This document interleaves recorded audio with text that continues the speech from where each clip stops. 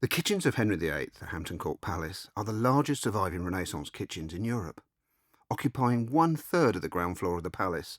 That's 36,000 square feet. They have become internationally famous as the home of Tudor food. Today, they are home for a unique project, a team of food historians who have been given the challenge to learn from actually using them as they would have been used 500 years ago. For about 50 days a year, the kitchens come back to life. Starting with recipe research, surviving cookbooks are compared with lists of food ordered by the court 500 years ago. Then the kitchens are filled with the right equipment: pots, bowls, platters, knives, cauldrons, spits, pestles and mortars. Even the furniture has been researched and reconstructed. Finally, the same cookery techniques are used: roasting, boiling, frying and baking, and all this in the actual rooms that were used to cook food for the court of King Henry VIII, the legendary consumer of both food and women. It would be better to describe them as a food factory than a kitchen. The numbers are just staggering. The court, the people living and working with the king, would often number 600, and they were fed twice a day. We would have trouble organising all that today with motor transport and refrigeration.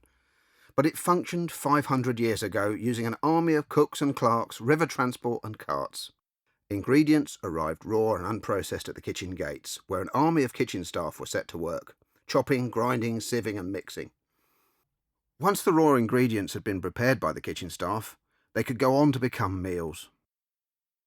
The kitchens were divided up like a factory, each section doing a single job that would become part of the meal. Bakehouses for bread, pastry rooms for pie making, boiling houses to prepare stews and pie fillings, a confectionery to make all manner of sweet stuff, and the final part of the kitchens, the roasting rooms.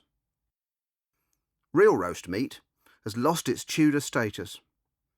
For meat to be roasted, it has to be put on a spit and turned before a fire, not baked in an oven like we do today. The roast meat meant you were royally rich, and all your guests would have known it, especially if they were served a swan or a peacock. You roasted fresh meat, a luxury when most of the Tudor world ate theirs cured, smoked, salted or pickled in brine. And it uses lots more fuel. You even have to pay the spit turners' wages. In fact, every dish was a statement of wealth from your host, the king. Court food was all about imagery. Your guests were educated people. They knew that if you could afford spices, it meant that you'd paid for them to be brought halfway around the world on a ship from the Orient. Sweets of boiled, cast, coloured and shaped sugar were the ultimate sign of wealth. So much so that they even covered some of them in pure gold. Imagine that, eating the king's gold. Subtleties, elegant table decorations in shapes as extravagant as castles, ships and saints, were made by a team of skilled artists and designed to amuse and wow the guests. Henry VIII's kitchens at Hampton Court Palace are a remarkable survival from a bygone age. They help us to link the history of wars, politics and paintings with the real lives of those who lived, worked and ate here, both rich and poor.